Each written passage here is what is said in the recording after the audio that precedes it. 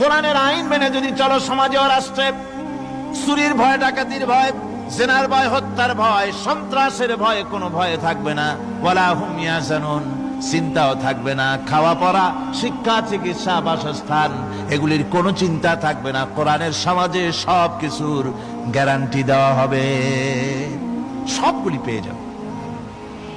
এখন যদি আবার প্রশ্ন করা হয়, কোরআন বুঝলাম তোমারে মানলে পরে সব ফায়দা হবে, তাহলে এবার জবাব দাও, তোমার ভিতরে কি রাজনীতি আছে নাকি?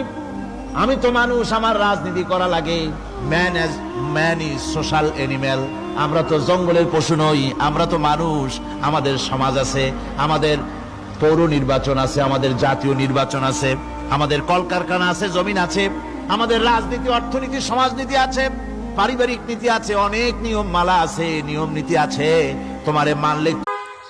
আসসালামু আলাইকুম রহমতুল্লাহ বারকাতুহু। কেমন আছেন সবাই প্রিয় বন্ধুরা? আসসালামু আলাইকুম, আল্লাহ হাফেজ।